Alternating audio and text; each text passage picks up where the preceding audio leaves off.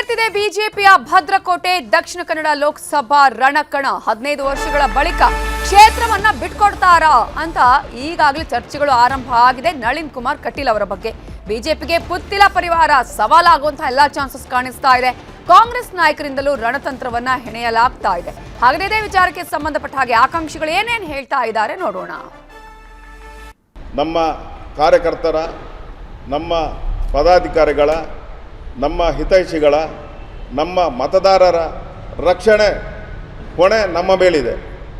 ಆ ಕಾರಣದಿಂದಾಗಿ ಅವರೆಲ್ಲರ ಕೈ ಹಿಡಿಯುವಂಥ ಕೆಲಸವನ್ನು ನಾವು ನಮ್ಮ ಈ ಸೇವಾ ಕಾರ್ಯದ ಜೊತೆಯಲ್ಲಿ ಚುನಾವಣೆಯಲ್ಲಿ ಸ್ಪರ್ಧಿಸುವ ಮುಖಾಂತರ ನಾವು ಅವರ ಕೈಯನ್ನು ಬಲಪಡಿಸುವಂಥ ಕೆಲಸವನ್ನು ಮುಂದಿನ ದಿನಗಳಲ್ಲಿ ನಾವು ಮಾಡಲಿಕ್ಕಿದ್ದೇವೆ. ಮುಂದಿನ ಲೋಕಸಭಾ ಚುನಾವಣೆಯಲ್ಲಿ ನಮ್ಮ ನಾಯಕರಾದ ಅರುಣ್ ಕುಮಾರ್ ಪುತ್ತಿಲ್ ಅವರು ಸ್ಪರ್ಧೆ ಮಾಡ್ತಾರೆ.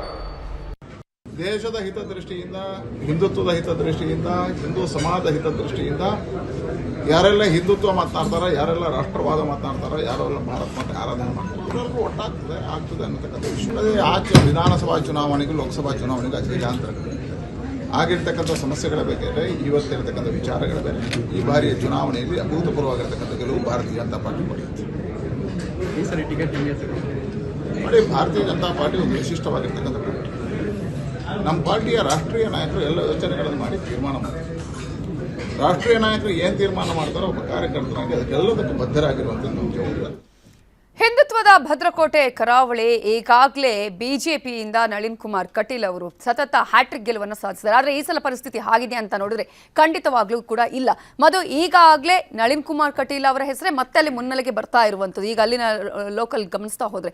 ಬಟ್ ಪುತ್ತಿಲ ಪರಿವಾರ ಈ ಸಲ ಕೂಡ ಮತ್ತೆ ವಿಧಾನಸಭೆಯಲ್ಲಿ ಆದ ಹಾಗೆ ಸವಾಲಾಗುವಂತಹ ಚಾನ್ಸಸ್ ಕಾಣಿಸ್ತಾ ಇದೆ. ಸಹಜವಾಗಿ ತೀರಾ ವೈಯಕ್ತಿಕ ಪ್ರತಿಷ್ಠೆಗೆ ಬಿದ್ದಂತ ಕಾಣಿಸ್ತಾ ಇದೆ. ಆ ಕಾರಣಕ್ಕೆ ಕಳೆದ ಸಲ ಏನು ಪುತ್ರರನ್ನ ಕಳೆದುಕೊಳ್ಬೇಕಾಯ್ತು ಅಶೋಕ್ ರೈ ಅವರ ಏನು ಕೈಯಲ್ಲಿ ಸೋಲನ್ನ ಹೊಂದೋದ್ರ ಮೂಲಕ. ಅದರಲ್ಲಿ ಅರುಣ್ ಕುಮಾರ್ ಪುತ್ತಿಲ್ ಅವರ ಒಂದು ಫ್ಯಾಕ್ಟರ್ ದೊಡ್ಡ ಮಟ್ಟದಲ್ಲಿದೆ, ಅದರಲ್ಲಿ ಎರಡೇ ಮಾತಿಲ್ಲ. ಸೊ ಆ ಒಂದು ವಿಧಾನಸಭಾ ವ್ಯಾಪ್ತಿಯಲ್ಲಿದ್ದಂಥ ಏನು ಸೂಕ್ಷ್ಮತೆ ಮತ್ತು ತೀಕ್ಷ್ಣತೆ ಈ ಲೋಕಸಭಾ ವ್ಯಾಪ್ತಿಯಲ್ಲೂ ಬರುತ್ತಾ ಅಂದರೆ ಎರಡೆರಡು ಆಯಾಮಗಳಲ್ಲಿ ನೋಡಿದ್ರೆ ಸಹಜವಾಗಿ ಇಲ್ಲಿ ಮೋದಿ ನಾಯಕತ್ವ ಮತ್ತು ಪ್ರಬಲ ಸಂಘಟನೆ, ಹಿಂದುತ್ವ, ದೇಶ ಎಲ್ಲವನ್ನೂ ಕೂಡ ಈಗ ಅವರು ಹೇಳಿದಂಥ ಮಾತುಗಳೆಲ್ಲ, ಕಟೀಲ್ ಅವರು ಹೇಳಿದಂಥ ಮಾತುಗಳೆಲ್ಲ ಕೇಳಿದ್ವಿ. ಆದರೆ ಅವರೇ ಅಭ್ಯರ್ಥಿ ಆದರೆ ಅವರು ಹೇಳ್ಕೊಂಡು ಬಂದಂಥ ಈ ಇತ್ತೀಚಿನ ಎಲ್ಲ ಅವಧಿಗಳಲ್ಲಿ ಹೇಳ್ಕೊಂಡು ಬಂದಂಥ ಆ ಹಿಂದುತ್ವ ದೇಶ ಅಷ್ಟೇ ಈಸಿಯಾಗಿ ಅವ್ರಿಗೆ ದಕ್ಕಲಿಕ್ಕಿಲ್ಲ. ಅಂಥದ್ದೊಂದು ಏನು ಟಕ್ಕರ್ ಫೈಟನ್ನು ಕೊಡಲೇಬೇಕು ಅನ್ನೋ ಕಾರಣಕ್ಕೆ ಇವಾಗ ಪುತ್ತಿಲ್ ಅವರು ಡಿಸೈಡ್ ಮಾಡಿ ಬಂದಿರುವಂಥದ್ದು. ಅಲ್ಲಿ ಬರೀ ನಳಿನ್ ಕುಮಾರ್ ಕಟೀಲ್ ಅಂತಲ್ಲ, ಬೇರೆ ಬೇರೆ ಏನು ವಿರೋಧಗಳು ಇದ್ವು ಅಂತ ಸದಾನಂದ ಗೌಡರ ವಿರುದ್ಧ ಇವ್ರಿಗೆ ಅಷ್ಟೇ ಅಂತಿದ್ದು ಹಲವಾರು ಆಯಾಮಗಳು. ಎಷ್ಟೆಲ್ಲ ಪ್ರಯತ್ನ ಮಾಡಿದ್ರು ಕೂಡ ವಿಜೇಂದ್ರ ಅವ್ರ ಮೂಲಕ ಹೆಂಗಾದ್ರೂ ಮಾಡಿ ವಾಪಸ್ಸು ಪಕ್ಷಕ್ಕೆ ಹೋಗಬೇಕು ಅಂತ ಪ್ರಯತ್ನಗಳಾದರೂ ಕೂಡ ಅಲ್ಲಿ ತೀರಾ ಏನು ಸಂಘ ಪರಿವಾರ ಮತ್ತು ಪಕ್ಷದ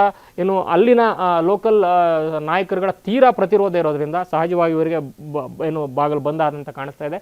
ಈ ಕಾರಣಕ್ಕೆ ನಿಲ್ಲಲೇಬೇಕು ಅನ್ನೋ ಹಠಕ್ಕೆ ಬಿದ್ದು ಇವಾಗ ಏನು ಅನೌನ್ಸ್ಮೆಂಟನ್ನು ಮಾಡಿದ್ದಾರೆ. ಆದರೆ ಆ ಅನೌನ್ಸ್ಮೆಂಟು ಇಂಪ್ಲಿಮೆಂಟ್ ಆಗುತ್ತಾ ಅಂದರೆ ಇನ್ ದ ಸೆನ್ಸ್ ಆ್ಯಕ್ಚುಯಲ್ ಆಗಿ ಆನ್ಫೀಲ್ಡ್ ಇಂಪ್ಲಿಮೆಂಟ್ ಆಗುತ್ತಾ ಅನ್ನೋಂಥದ್ದು ಕುತೂಹಲ. ಆದರೆ ಈ ಒಂದು ಆಯಾಮದಲ್ಲಿ ಕಾಂಗ್ರೆಸ್ ತನ್ನ ಲೆಕ್ಕಾಚಾರಗಳನ್ನು ಬದಲಿಸ್ಕೊಳ್ಳೋದಂತೂ ಖಂಡಿತ ಕಾಣಿಸುತ್ತೆ. ಯಾಕಂದರೆ ಗೆಲ್ಲುತ್ತೋ ಬಿಡುತ್ತೋ ಒಂದು ಪ್ರಬಲ ಪೈಪೋಟಿಯನ್ನು ಈ ಸಲ ಕೊಡಲಿಕ್ಕೆ ಅವಕಾಶ ಇದೆ. ಬಿಕಾಸ್ ಆಫ್ ಎಗೇನ್ ವಿಧಾನಸಭಾ ಚುನಾವಣೆಯ ರೀತಿಯ ಒಂದಷ್ಟು ಭಿನ್ನಾಭಿಪ್ರಾಯಗಳಿರೋದ್ರಿಂದ ಸ್ಥಳೀಯವಾಗಿ ಅಲ್ಲಿ ಆ ಒಂದು ಹಿಂದುತ್ವದ ಮತಗಳನ್ನು ಏನು ಡಿವೈಡ್ ಮಾಡುವಂಥ ಪ್ರಯತ್ನಗಳನ್ನು ಮಾಡಬೇಕು ಅನ್ನೋ ಲೆಕ್ಕಾಚಾರದ ಸಮಾವೇಶ ಮತ್ತೊಂದು ಎಲ್ಲವನ್ನೂ ಕೂಡ ಅಲ್ಲಿ ಮಾಡಿದ್ದು ಮತ್ತು ಬಜೆಟಲ್ಲೂ ಕೂಡ ಕರಾವಳಿಯ ಭಾಗದಲ್ಲಿ ಅತಿ ಹೆಚ್ಚಿನ ಒಂದು ಬಂಪರ್ ಕೊಡುಗೆಗಳನ್ನು ಕೊಟ್ಟಿರೋದು. ಆದರೆ ಕಾಂಗ್ರೆಸ್ ಎಕ್ಸ್ಪೆಕ್ಟೆಡ್ ರೀತಿ ಮಾಡಲಿಕ್ಕೆ ಅಲ್ಲಿ ಅವರ ಎಕ್ಸ್ಪೆಕ್ಟೇಷನ್ ರೀಚ್ ಮಾಡಲಿಕ್ಕೆ ಅಭ್ಯರ್ಥಿಗಳು ಯಾರು ಅನ್ನೋ ಕೂಡ ಪ್ರಶ್ನೆ ಕೂಡ ಬರುತ್ತೆ. ಮತ್ತು ಅದೇ ಹಳೆ ಮುಖಗಳನ್ನು ಇಡ್ತಾರೆ ಮತ್ತು ಹೊಸ ಅಚ್ಚರಿ ಅಭ್ಯರ್ಥಿ ಯಾರು.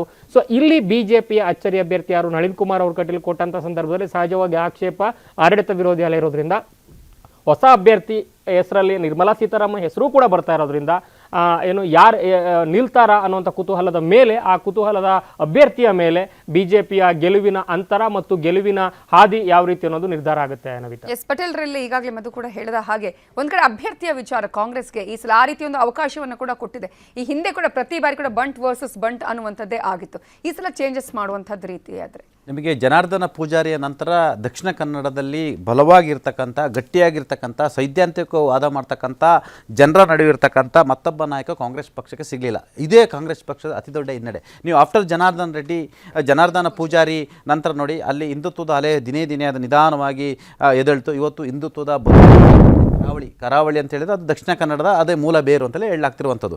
ನಿಮಗೆ BJPಯಲ್ಲಿ ಇವತ್ತು ಕೂಡ ಟಿಕೆಟ್ಗಾಗಿ ಫೈಟ್ ಇದೆ. ನಳಿನ್ ಕುಮಾರ್ ಕಟೀಲ್ ಅವರು ಹಾಲಿ ಸಂಸದರಾಗಿದ್ದು ಕೂಡ ಅವರು ಕೂಡ ನನಗೆ ಟಿಕೆಟ್ ಸಿಗುತ್ತೆ ಅಂತ ಒಂದೇ ಒಂದು ಗ್ಯಾರಂಟಿ ಮಾತನ್ನು ಹೇಳಿಲ್ಲ, ವರದಿಗಾರ ಕೇಳೋ ಸಂದರ್ಭದಲ್ಲಿ ಹೇಳಿಲ್ಲ.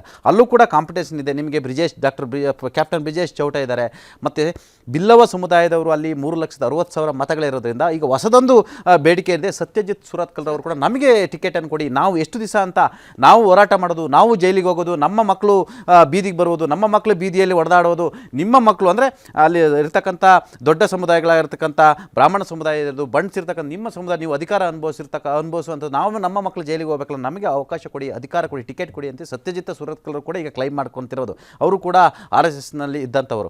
ಇನ್ನು ಅದೇ ರೀತಿ ಪುತ್ತಿಲ ಪರಿವಾರದವರು ಎಲ್ಲೊಂದು ಕಡೆ ನಮಗೆ ಟಿಕೆಟ್ ಸಿಗುತ್ತೆ ಅಂತ ಈಗ ಅರುಣ್ ಕುಮಾರ್ ಪುತ್ತಿಲರು ಕೂಡ ಅವರಿಗೆ ದೊಡ್ಡ ತಲೆನೋವಾಗಿ ಪರಿಣಮಿಸಿರುವಂಥದ್ದು. ಯಾವ ಅರುಣ್ ಕುಮಾರ್ ಪುತ್ತಿಲರವರು ಪುತ್ತೂರಿನಲ್ಲಿ ನಿಂತರು, ಅಲ್ಲಿ ಕಾಂಗ್ರೆಸ್ ಬರಲಿಕ್ಕೆ ಸಾಧ್ಯನೇ ಇಲ್ಲ. ಅಲ್ಲಿ ಒಂದು ಕಾಲದ ಭಾರತೀಯ ಜನತಾ ಪಕ್ಷದಲ್ಲಿ ಗುರುತಿಸಿದ ಕಾಂಟ್ರಾಕ್ಟರ್ ಅವತ್ತು ಪುತ್ತೂರಿನ ಇವತ್ತು ಕಾಂಗ್ರೆಸ್ನ ಏನು ಶಾಸಕರಾಗಲಿಕ್ಕೆ ಅವಕಾಶ ಆಗಿರ್ತಕ್ಕಂಥದ್ದು. ಆದರೆ ದಕ್ಷಿಣ ಕನ್ನಡದಲ್ಲಿ ಕಾಂಗ್ರೆಸ್ ಸಮಸ್ಯೆ ಅಂತೇಳಿ ಅವರಿಗೆ ಇವತ್ತುವರೆಗೂ ಕೂಡ ಅಭ್ಯರ್ಥಿಗಳಿಲ್ಲ. ಇನ್ನು ವಿನಯ್ ಕುಮಾರ್ ಸೊರಕೆ ಅವರು ಕೂಡ ಈಡಿಗ ಸಮುದಾಯದವರು, ಅಲ್ಲಿ ಈಡಿಗ ಸಮುದಾಯದವರು ಇರ್ತಕ್ಕಂಥ ಅಲ್ಲಿ ನಿಮಗೆ ಅಲ್ಲಿ ತಳ ಸಮುದಾಯ ಇರತಕ್ಕಂಥ ಮೊಗೇರ, ಮಗವೀರ, ಬಿಲ್ಲವ, ಈಡಿಗ ಈ ಸಮುದಾಯಗಳಾದರೂ ಮತ್ತು ಅಲ್ಪಸಂಖ್ಯಾತರು ಮತ್ತು ಕ್ರಿಶ್ಚಿಯನ್ ಒಂದಾದರೆ ಕಾಂಗ್ರೆಸ್ಗೆ ಅಲ್ಲಿ ಗೆಲ್ಲಿರ್ತಕ್ಕಂಥ ಅವಕಾಶ ಇರ್ತಕ್ಕಂಥದ್ದು.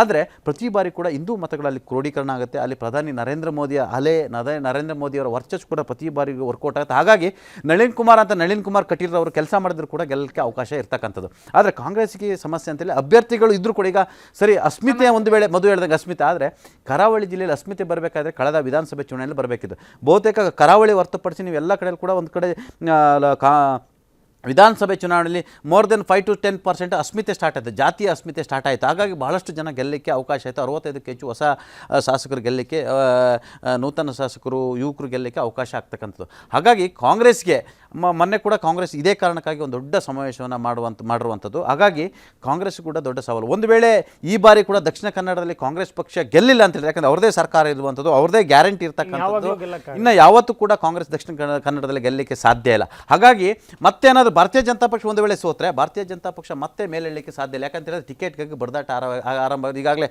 ಕ್ಯಾಪ್ಟನ್ ಬ್ರಿಜೇಶ್ ಚೌಟದ ಹೆಸರು ಕೇಳಿಬಿಡುತ್ತೆ. ಹಾಲಿ ಸಂಸದರು ಪಾಪ ಟಿಕೆಟ್ ನನಗೆ ಕೊಡ್ತಾರೆ ಅಂತ ಹೇಳೋ ಗ್ಯಾರಂಟಿ ಪಾಪ ಅವರಿಗಿಲ್ಲ. ಇನ್ನು ಸತ್ಯಜಿತ್ ಸುರತ್ಕಲ್ ಹೆಸರಿಗೆ ಮುನ್ನೆಲೆಗೆ ಬಂದಿರುವಂಥದ್ದು, ಅದಾದ ನಂತರ ಅರುಣ್ ಪುತ್ತಿಲ್ರವರು ಪಕ್ಷೇತರವಾಗಿ ನಿಲ್ತಾ ಇರುವಂಥದ್ದು. ಹಾಗಾಗಿ ಇದರ ಲಾಭವನ್ನು ಪಡೆಯುತ್ತಾ ಕಾಂಗ್ರೆಸ್ ಅಲ್ಲ ಚಾನ್ಸಸ್ಸು ಸದ್ಯ ಕಾಂಗ್ರೆಸ್. ನಾನು ಒಂದು ಮಾತು ಹೇಳಿದೆ, ಈ ಬಾರಿ ಗೆಲ್ಲಿಲ್ಲ ಅಂತ ಹೇಳಿದ್ರೆ ಇನ್ನು ದಕ್ಷಿಣ ಕನ್ನಡ ಜಿಲ್ಲೆಯಲ್ಲಿ ಯಾವತ್ತೂ ಕೂಡ ಕಾಂಗ್ರೆಸ್ ಪಕ್ಷ ಲೋಕಸಭೆ ಚುನಾವಣೆ ಗೆಲ್ಲಲಿಕ್ಕೆ ಸಾಧ್ಯ ಇಲ್ಲ. ಕಾಂಗ್ರೆಸ್ಗೆ ಗ್ಯಾರಂಟಿ ಅಂತ ಹೇಳುತ್ತಲ್ಲ, ಅಲ್ಪಸಂಖ್ಯಾತರು, ಕ್ರೈಸ್ತ ಮತದಾರರು ಮತ್ತು ಕಾಂಗ್ರೆಸ್ನ ಗ್ಯಾರಂಟಿ ಮತದಾರರು, OBC ಮತದಾರ ಏನಾದರೂ ಕೈ ಹಿಡಿದ್ರೆ ಮಾತ್ರ ಕಾಂಗ್ರೆಸ್ ಗೆಲ್ಲಲಿಕ್ಕೆ ಸಾಧ್ಯ. ಒನ್ಸ್ ಅಗೇನ್ ಕರಾವಳಿ ಹಿಂದುತ್ವದ ಅಲೆ, ಹಿಂದುತ್ವದ ಕೇಂದ್ರ, ಹಿಂದುತ್ವದ ಫ್ಯಾಕ್ಟ್ರಿ ಅಂತ ಸಿದ್ದರಾಮಯ್ಯ ಹೇಳ್ತಾರೆ. ಈ ಫ್ಯಾಕ್ಟ್ರಿ ಏನಾದರೂ ಹೆಚ್ಚು ಪ್ರೊಡ್ಯೂಸ್ ಮಾಡಿದರೆ ಮತ್ತೆ ಭಾರತೀಯ ಜನತಾ ಪಕ್ಷ ಅವಕಾಶ ಇರ್ತಕ್ಕಂಥದ್ದು. ಹಾಗಾಗಿ ಕಟೀಲು ಅಥವಾ ಮತ್ತೊಬ್ಬರು ಯಾರು ಯಾರು ನಿಂತರೂ ಕೂಡ ಗೆಲ್ಲಲಿಕ್ಕೆ ಅವಕಾಶ ಇರ್ತಕ್ಕಂಥದ್ದು. ಆದ್ರೆ ಕಾಂಗ್ರೆಸ್ಗೆ ಕೊನೆ ಚಾನ್ಸ್ ಇದು.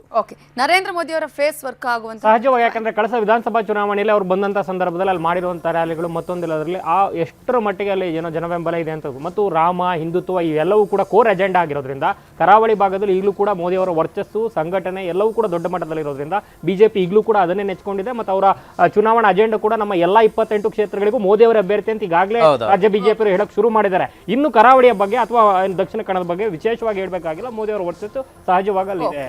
ಥ್ಯಾಂಕ್ ಯು ಸೋ ಮಚ್ ಕೂಡ ಚುನಾವಣಾ ಚಿತ್ರರಂಗದಲ್ಲಿ ಪಾಲ್ಗೊಂಡಿದ್ದಕ್ಕಾಗಿ. ಇದು ಇವತ್ತಿನ ಚುನಾವಣಾ ಚಿತ್ರರಂಗ. ನೋಡ್ತಾ ಇರಿ ನ್ಯೂಸ್ 18 ಕನ್ನಡ, ಜಾಲ ನಮ್ಮದು, ಬಲ ನಿಮ್ಮದು. ಕನ್ನಡಿಗರ ನೆಚ್ಚಿನ ನ್ಯೂಸ್ 18 ಕನ್ನಡ ಈಗ ವಾಟ್ಸ್ಆಪ್ನಲ್ಲೂ ಲಭ್ಯ. ಕರ್ನಾಟಕ, ದೇಶ, ವಿದೇಶಗಳ 360 ಡಿಗ್ರಿ ಸುದ್ದಿಯ ವಿವರಗಳನ್ನ ನಿಮ್ಮ ಕೈ ಬೆರಳುಗಳಲ್ಲೇ ಪಡಿಲಿಕ್ಕೆ ಈ QR ಕೋಡ್ ಅನ್ನ ಸ್ಕ್ಯಾನ್ ಮಾಡಿ, ನಮ್ಮ ಚಾನಲ್ ಫಾಲೋ ಮಾಡಿ, ನೋಟಿಫಿಕೇಶನ್ ಆನ್ ಮಾಡಿ.